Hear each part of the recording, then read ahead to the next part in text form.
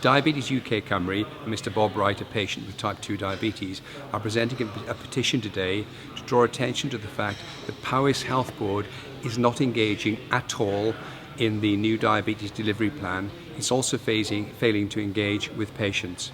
The problem is quite simple. The DPDG, that is the Diabetes Planning and Delivery Group, which is going to coordinate diabetes care within Powys, has been dropped for the last 2 years within the Health Board. Also, the Patient Reference Group, the body that allows patients to say how effective the care has been, has also been simply dropped in Powys. The other 6 health boards engage fully with their diabetes patients. There's no reason why Powys shouldn't do that.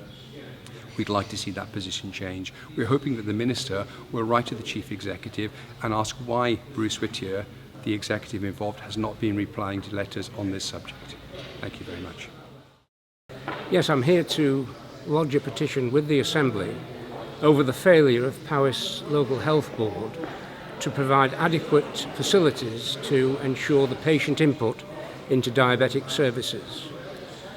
The Welsh Government has, in the last 12 months, produced a new delivery plan for diabetic services throughout Wales. And central to that is the establishment of a diabetic planning and delivery group.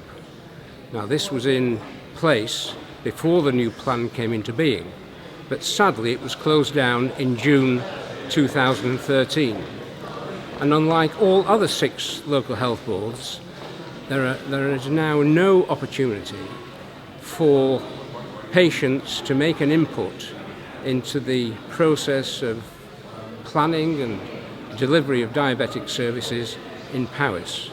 And something really must be done to bring us in line with the other 6 local health boards here in Wales.